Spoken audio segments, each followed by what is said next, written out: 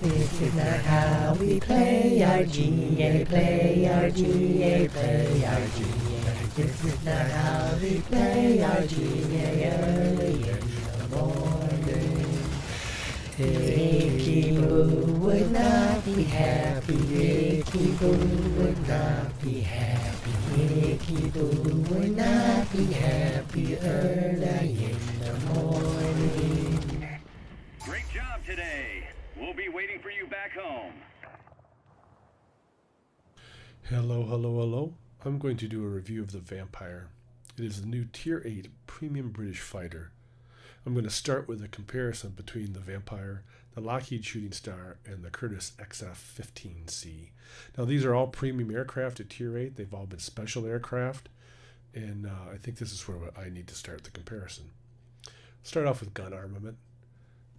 Virtually the same. The Lockheed, the Shooting Star, is by a small amount, not as well armed.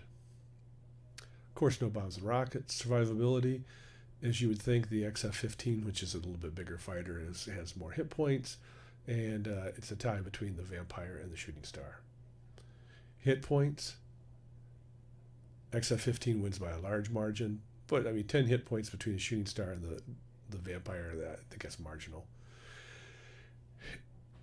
Airspeed, and these are just arbitrary numbers, and I'll get why I think that in a little bit, why I say that.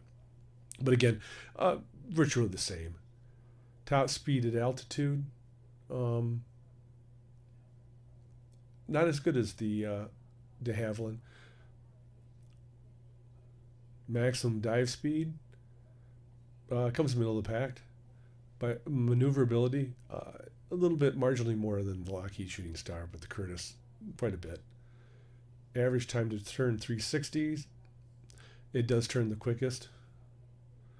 Roll rate is actually less than the Shooting Star and more than the XF-15. This is optimum airspeed. Now, and I'll expand on this on my review, farther in the review and the replay. But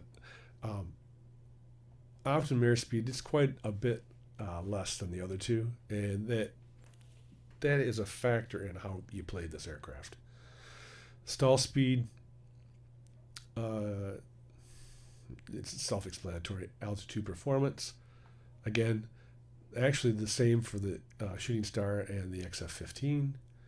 And this is a big thing, optimum altitude. As you can tell, both the Shooting Star and the XF-15 is by 600 meters has a better altitude performance, or optimum altitude, I should say.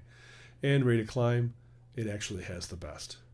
So we're going to go on to the replay now, and I'll tell you my thoughts and how I think this aircraft should be played.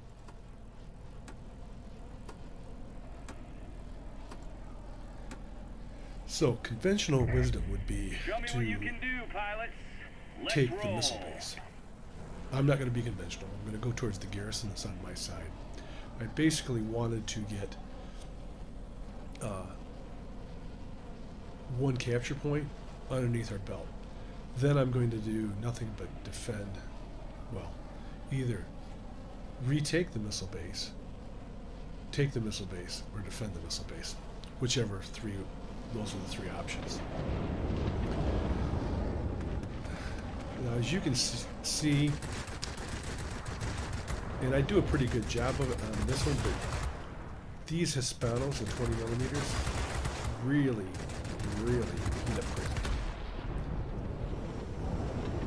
And through the game, I'm still like I don't think I mentioned this before, but for me, it takes me several, and when I say several, 5, 6, 7, 8 battles before I get it figured out.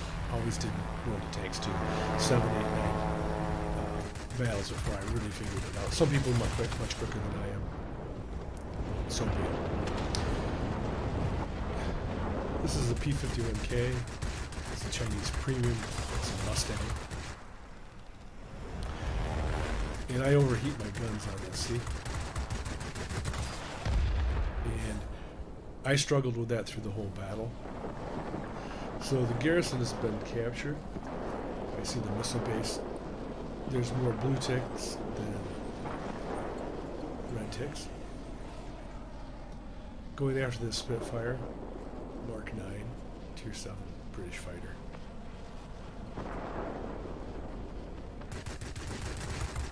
And I catch him on fire.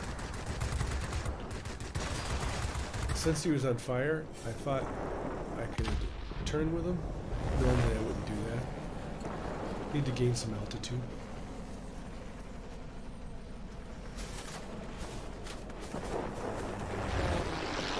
That's the Lavochkin. It's a Tier 7 fighter, Soviet. Don't want to turn with him. Don't want to turn with the Yak 3. Do some boom and zoom. Not that this is the greatest boom and zoomer, but trying to get away from him. I don't want to be caught fighting two aircraft that can turn.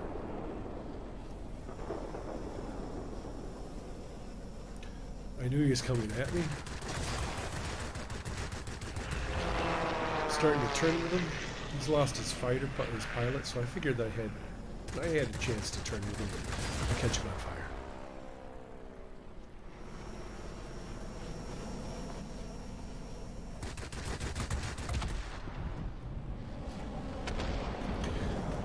One of the reasons I'm going on defensive, of those few games that I've played already in this,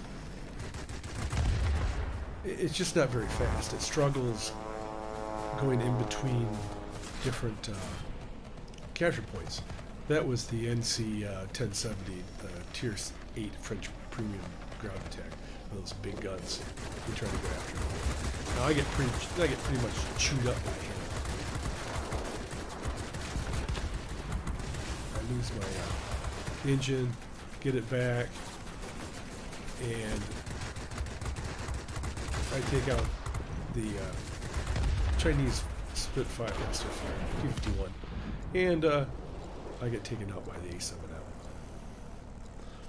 Back to the Tier 9s and trying to go in between capture points. I was in a couple games with Tier 9s, and I found it really frustrating because I'd get to a capture point, and a couple of the Tier 9s were players. So I'd get there and it'd be captured, or I'd get a few shots.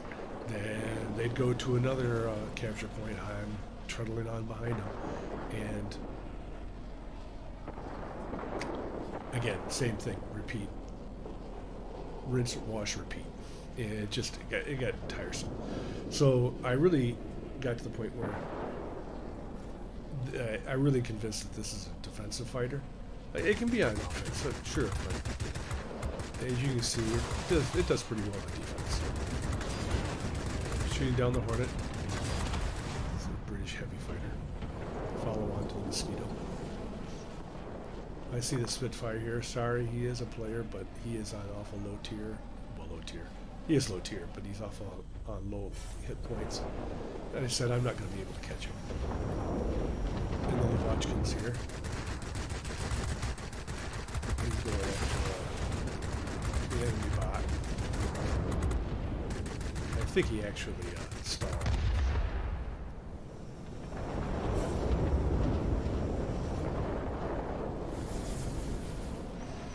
And the A7M, using my advantage.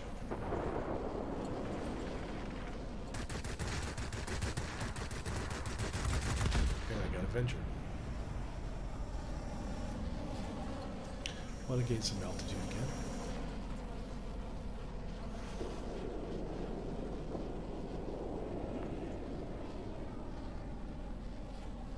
Fairly decent game.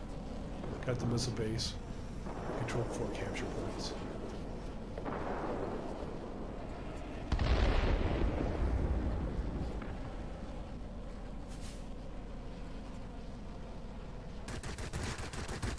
And this is kind of where I screwed up. Could have gotten a higher score if I'd have been a little more careful. Can anybody foreshadow what's going to happen here? Anybody? Anybody? Bueller? Oh! Pop! There you go. So I only get one more assist after this. We end up getting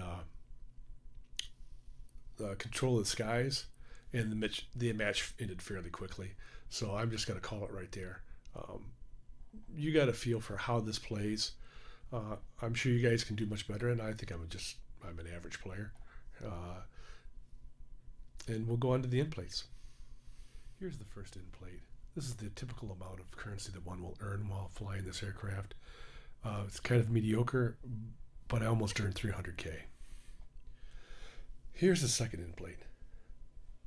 You can see I've got 300 capture points. I destroyed 10 aircraft, did 4,400 damage to enemy aircraft.